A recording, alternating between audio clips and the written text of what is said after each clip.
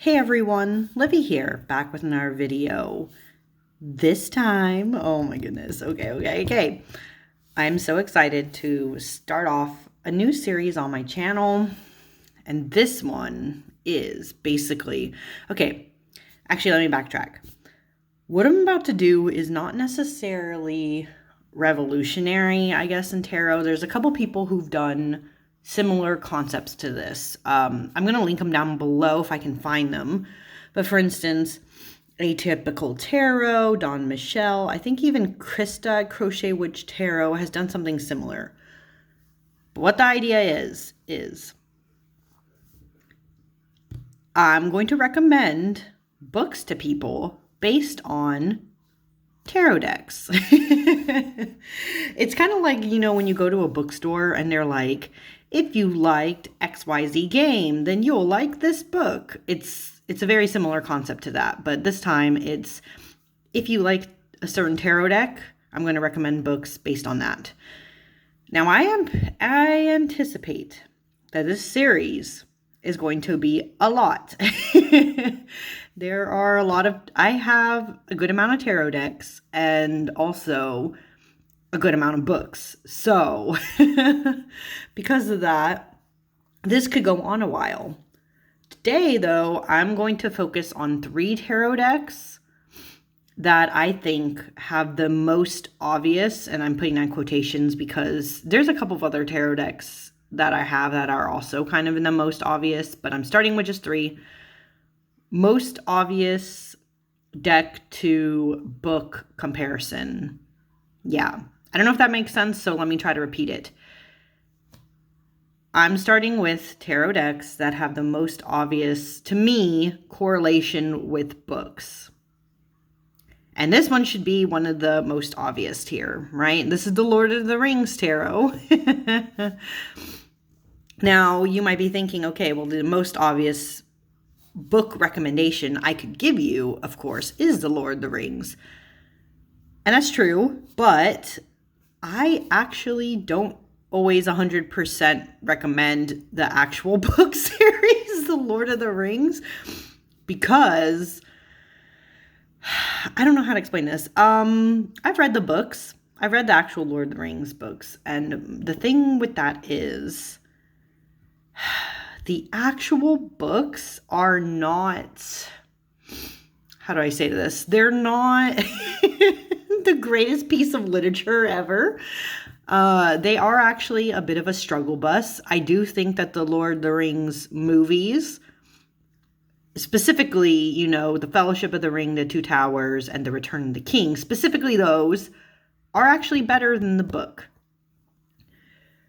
books, right? I think they're actually better than the books. They condense a lot of the information in the books to a more palatable storyline for audiences, because the actual Lord of the Rings books has a lot more lore, and it has a lot more just like silliness and things that don't need to be in there that the movie just does away with, okay?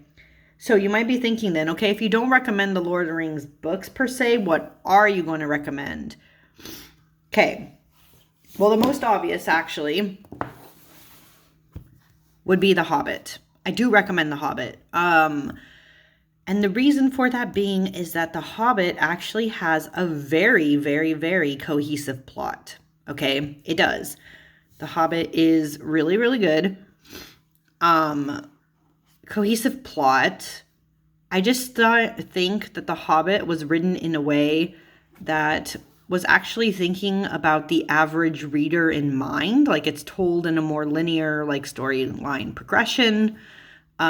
Which is funny because, if you know anything about The Hobbit, this was created as a bedtime story for his kiddos before even The Lord of the Rings became to be. So this came first, and I do think this was more cohesive. So if you like The Lord of the Rings tarot, I do recommend reading the actual Hobbit book. I think this is a great time. The Lord of the Rings books itself are not for the faint of heart, just saying. So The Hobbit, for sure, definitely. Now, in this vein, though, I paused for a second because I'm trying to think about how best to phrase it. The funny thing about The Hobbit is keeping J.R.R. Tolkien's history in mind, okay? He used to be a professor specifically of ancient, like, literature, specifically of England and Norse mythology, okay? England and Norse. This book, The Hobbit, and even The Lord of the Rings, right, is based on Norse mythology. This story is based on Sigurd and Fafnir, right? So, in this vein, you could also say, okay, anything Norse related, I would also recommend if you're a fan of The Lord of the Rings, like going into the old myths. There's a lot of them, though. The Volsunga saga is one of the big ones to go into, but The Hobbit is more... Oh, excuse me. My goodness. The Hobbit is more palatable for modern audiences. But in that vein, because knowing J.R.R. Tolkien also liked this tale, I do also recommend this book. This is called The Boneless Mercies, and it's by April Genevieve. Oh, I think her last name is pronounced Tolkien. If I got that wrong, please somebody correct me. This is a YA book, but the reason why I recommend it if you are a fan of The Lord of the Rings or even The Hobbit already is because The Boneless Mercies is based off of the tale of Beowulf. And J.R.R. Tolkien loved Beowulf. He did a whole thing about Beowulf. I don't remember if it was like a lecture series or if he like did his own interpretation of Beowulf. I don't remember. There was like a few things involved with that. But this is a modern retelling of Beowulf. I like this. It's different. It's kind of set in its own world, but it still has the basic overall idea of there's one main hero who's, directly correlated to Beowulf, and they have to go on a journey to defeat the monster. And it follows, there's like bits and pieces. If you've read Beowulf, it follows that. So I recommend this book. I actually like it. I think it does enough of, building on that Beowulf tradition for modern time. I liked it personally. So these are books I would recommend. Actually, no. Whoops, sorry. There's one more I would recommend if you are a fan of the Lord of the Rings Tarot. And that is A Wizard of Earthsea. Oh my goodness. I'm obsessed. I'm obsessed with the series. It is really good. I haven't reread it in a long time, so that's a project I'm actually going to be doing soon. But the reason why I recommend A Wizard of Earthsea, if you are a fan of the Lord of the Rings Tarot, is because Ursula K. Le Guin is like one of the big bosses of fantasy literature of our times, okay? She's in that same tradition as J.R.R. Tolkien, if you don't know that. And the thing about A Wizard of Earthsea is that it is just so good. How do I explain this? There's like a summary, basically, here. See, oh, and yeah, by the way, Tolkien's Middle-earth is even mentioned here, frequently compared to it and Narnia's, right? So this story, I know my copy's all beat up. It says, Ged, the greatest sorcerer in all of Earthsea, was called Sparrowhawk in his reckless youth. Hungry for power and knowledge, Sparrowhawk tampered with long-held secrets and loosed a terrible shadow upon the world. This is a tale of his testing, how he mastered the mighty words of power, tamed an ancient dragon, and crossed death's threshold to restore the balance. This is definitely for people who like the idea of like a big... There is almost like a big quest involved in this, and that big quest, though, is based on the main character, Ged, okay? Because let me backtrack. If you like books where the main character has to go through a big story arc to get to his ending, you would like this book. Because Ged has to do major growth from the beginning of the story to the end of the story.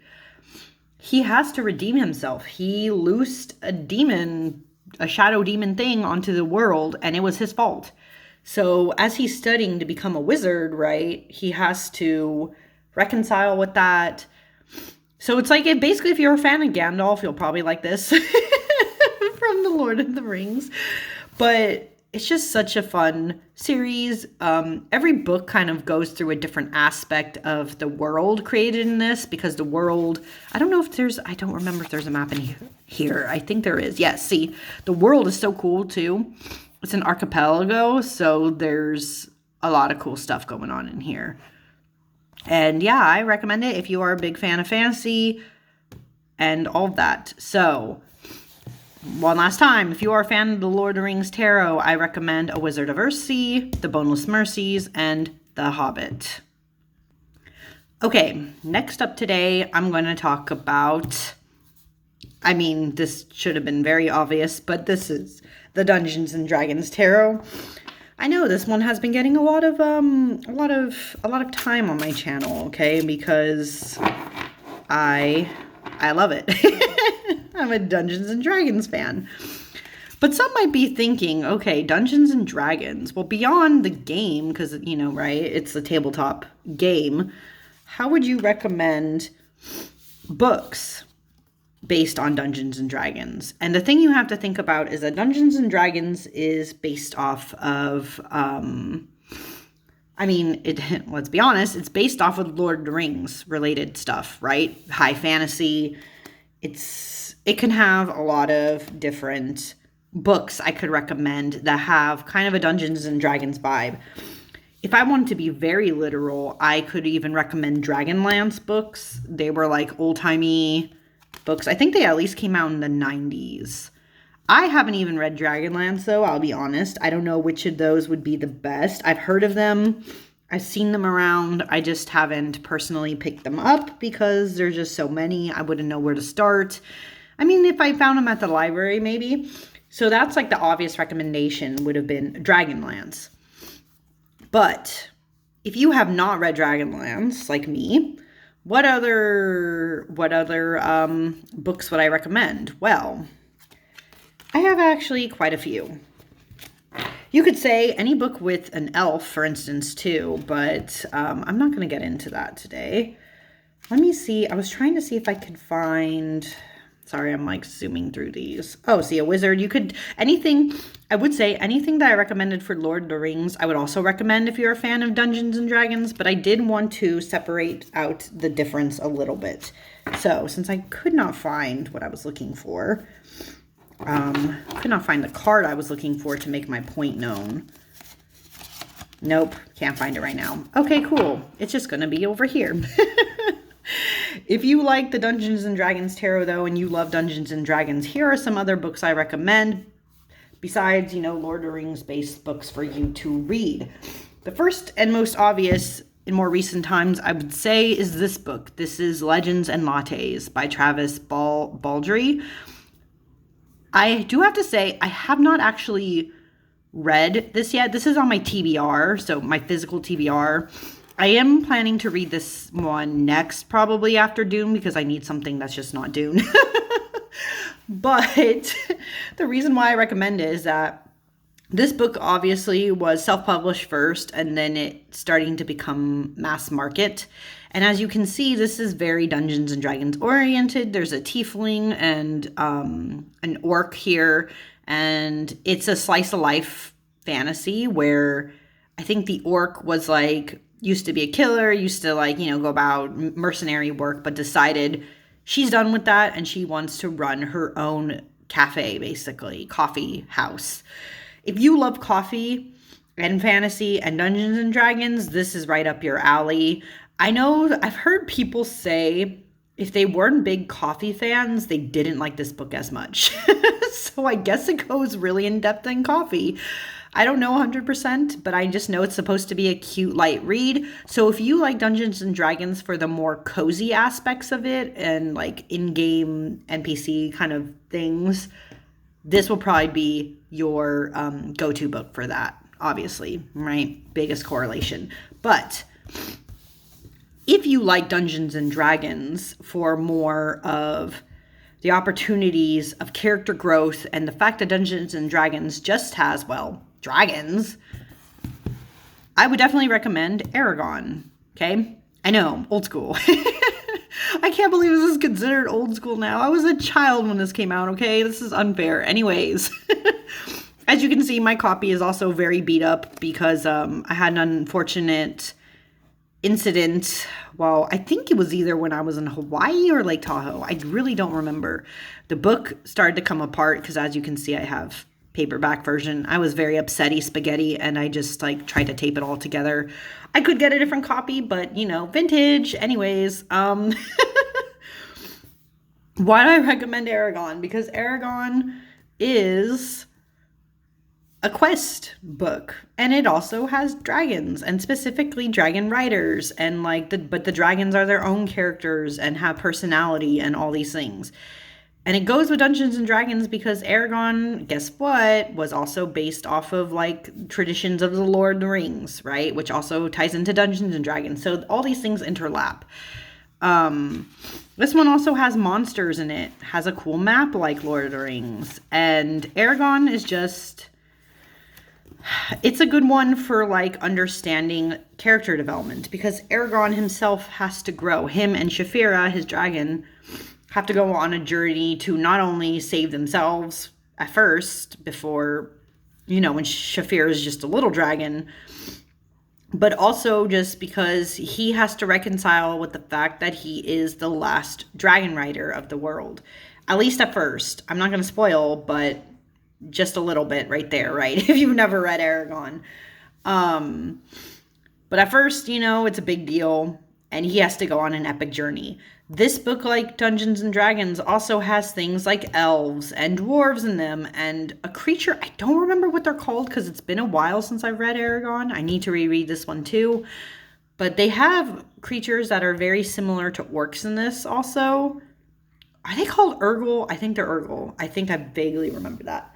So it follows that kind of like multiple race theory that's like in Dungeons and Dragons also. And it's just a fun story. I think it's fun, at least. It has its flaws, but I think it's fun. So, if you like Dungeons and Dragons, I also recommend Eragon, okay? It has a journey. It has, like, character development and growth, and he has to become, like, a boss, bossy, you know, boss character. But the last book I recommend, if you are a Dungeons and Dragons fan, okay, I'm going to admit now, this book might be harder for you to get a hold of. This book might be more likely something you'll find in a local library, or you would have to read online. So just understand that caveat, okay? But I do recommend this if you are able to get a hold of it. This is Deltora Quest. This book, oh my goodness, I cannot even tell you, this book series was my bread and butter when I was in 4th grade. This was like the biggest deal of all time for me. And it probably is the reason why I love Dungeons and Dragons now so much as an adult. Deltora Quest is for people who love the quest aspect of Dungeons and Dragons. You like being able to fight monsters. You like going on epic journeys. You like having to cool magic related stuff, because there is magic in this too, even though the main character, well, he kind of does it, but like you like the magic aspects. You like characters that are smart too, by the way, because there's a few of them who are very, very smart. Deltora Quest has it all. As you can see, my copy is very, very, very beat up because, again, this was one of my favorite books. Look at how, like, destroyed, like, part of it is. I've taken this book, when I was a kid especially, I took this book everywhere with me. It also has a cool map. Emily Rada is just amazing. She's actually an Australian author, and this is her pen name.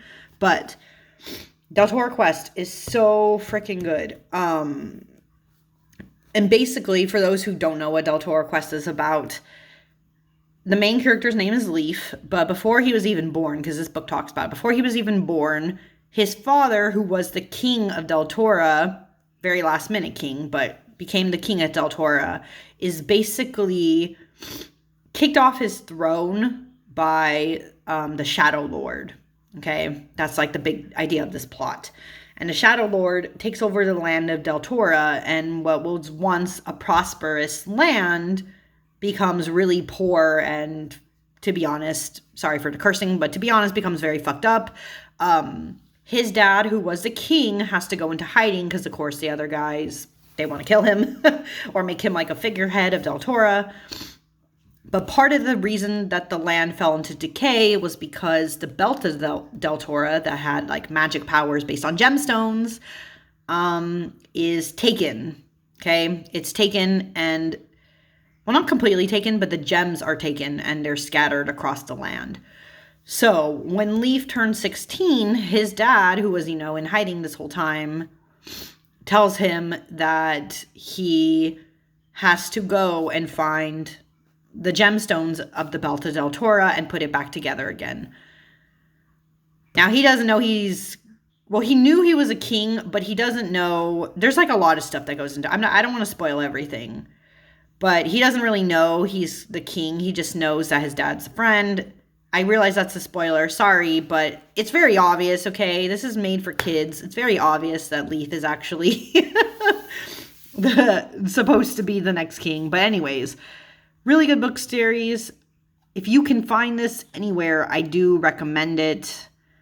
I was obsessed, and yeah, that's for fans of Dungeons and Dragons.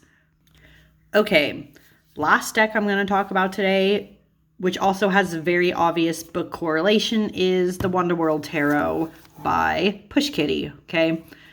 This is very, very obvious correlation to Alice in Wonderland, and I do recommend Alice in Wonderland. The reason being, actually, let me leave this here before I grab the book. The reason being, I have this edition, sorry. This is like a big, gigantic thing. If you are a fan of the Wonderworld Tarot, I do recommend reading Alice's Adventures in Wonderland and Through the Looking Glass. Through the Looking Glass is book number 2. And the reason why I recommend it is because certain characters inside of the Wonderworld Tarot only make sense if you've either watched the 1999 version of Alice in Wonderland or if you've read the book. They're not in any of the other ones. Like, for instance, this thing with the pig only makes sense if you've read the book. This you've probably seen, so that makes sense. In the Disney movie, right? The Disney version of Alice in Wonderland, that makes sense. Tweedledum, Tweedledee. Even things with the knights here make more sense if you've read Through the Looking Glass especially. Even this moment, is in there. It makes so much sense if you've actually read the books, okay? Like, even this moment with the dog only really makes sense if you've read the books.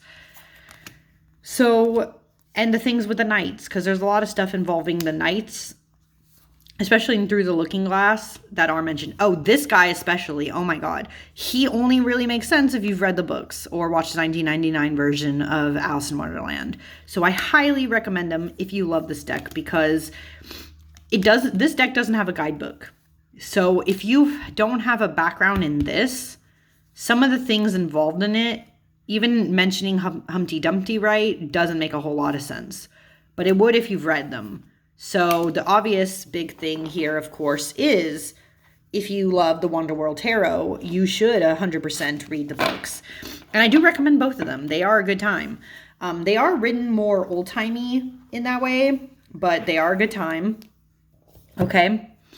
So I do recommend the original Alice in Wonderland books. This is just a big, I'm obsessed with Alice in Wonderland, so I have a big thing where it has like all of Lewis Carroll's other work. But let's talk about the fact that Alice in Wonderland is one of those big things in media that has spawned so many other things, okay? And has spawned a lot of influence in other ways. If you like Alice in Wonderland based stuff, you've read, right, the original books. I do also recommend, if you are a fan of fantasy, just like me, I do recommend reading this book series, or trilogy, I guess. It's a trilogy. This is called The Looking Glass Wars, and it is by Frank Better. This came out when I was like in late middle school, early high schoolish time. This book series is just a fun time. Okay, it's a fun time, especially if you like fantasy and you love like more actiony scenes. This has a lot of it. The premise of this book series is that Frank Better does this thing where he pretends that, Alice was actually a real figure. Like Lewis Carroll, like met Alice and like warped the idea of Wonderland to fit his own narrative. But this is the story of the real Alice. I know it's very convoluted in that way, but I promise it makes sense. This dives a lot deeper into fantasy and Alice in Wonderland-ish stuff. It treats Wonderland as its own like world that's different from the way Lewis Carroll portrayed it. This part's just, this is like one of the creatures in it. And this is a map. This is the map of like his Wonderland, right? And so it's a really interesting book series. It's got monsters, it's got actiony bits, it's got queens and princesses on the run because Alice is actually a princess in this world. It is really, really cool though. The way he writes it, it almost seems like this should have been a movie. And I know that was his intention though, because I think Frank Better originally did stuff related to film. But so good. Fun time. This is almost like if you had Alice in Wonderland, I realize, meets Star Wars, basically because of like the whole card thingy here and just like some other stuff. But yeah, really, really good. I at least enjoy this book series or trilogy, So that's like closely related to Alice in Wonderland. Now, another one that is kind of in the vein of like what Alice in Wonderland is about, but is not Alice in Wonderland, is this book series. I do recommend this one. This one is called The Girl Who Circumnavigated Fairyland in a Ship of Her Own Making. I know it's a really long title, but I do 100% recommend this book by Catherine M. Valenti. This series is so freaking good. This is a middle grade. Those are some more of the books, but there's like 2 more after this, basically. This is in the vein of Alice in Wonderland because, like Alice, the main character, September, kind of gets thrust into a magical world, very similar to Wonderland, but not. Fairyland's got a lot of nonsense and silly things in the tradition of Alice in Wonderland. It's also almost like a modern fairy tale in a way, also kind of like Alice in Wonderland. But Catherine M. Valenti she's just so good. Her writing is very beautiful, but at the same time makes sense and explains, just like the intricacies of childhood and like nonsense stuff that kind of goes into, again, Alice in Wonderland. So if you like Alice in Wonderland, I know you would like The Girl Who Circumnavigated Fairyland in a Ship of Her Own Making. This whole series is really good, and it even ends, in my opinion, it ends well. So keeping that in mind, this is just such a good time. Such a good time. And there's a lot of like, again, a lot of nonsense stuff that's kind of related to Alice's adventures in Wonderland. But finally, if you don't want more nonsense or action-y stuff in your Alice in Wonderland bits, I'm going to recommend a novella. I think it's technically a novella because of how skinny it is. I'm going to recommend a novella to you that takes a more darker take on portal fantasy, because let's be honest, that's what Alice in Wonderland is. It's a portal fantasy. She gets like thrust into a different world. This is called Every Heart a Doorway by Shannon McGuire. This is fun. It's very small, as you can see, very short. And the reason why I recommend this, if you are a fan of Alice in Wonderland, but you want a darker bent to this, is because this actually has a murder mystery going on in it. And it is about children who, once upon a time, they were taken through a portal, right? A magic portal to a different world. And each child has gone through a different world. It's almost like in the multiverse theory, like that there's a bunch of worlds layered upon each other. It kind of plays into that. But they came back from being in those portal worlds, and now they're, to be honest, they're kind of fucked up. Like, that's sad to say, but they are. Like, they went in those fantasy worlds. They wanted to stay in them forever, but it didn't work out. They came back, and now they have to deal with a lot of the trauma involved in that. So this is a very dark and different take. But, and there's like some things you have to watch out for if you are, some content warnings for this one is like depression and kind of anxiety, but depression, there's blood stuff, there's a lot of things like that. So if you're more sensitive to that, be careful of this one. I did say it was darker, but if you're okay with some of those themes, I do recommend it. I thought it was a fun read. It's very short though. So in some cases, if you're not used to the novella-ish format, you might be wondering, well, where the hell's the rest of it? And there's technically more books related to this, but it's not necessary to read those other ones to read this one. But yeah, I recommend Every Hearted Doorway. And wow, that's it for now. I will, again, like I said, be doing a continuation of the series where I recommend more books based on favorite tarot decks. I will have more that are like more obvious translations from tarot to books soon. But I wanted to start with 3 tarot decks and that I knew I would have the most to talk about for now. But if you've watched this long, thank you so much. And I hope you like the recommendations. I hope you find things that you might want to read. And again, I will be doing more of this soon. Bye.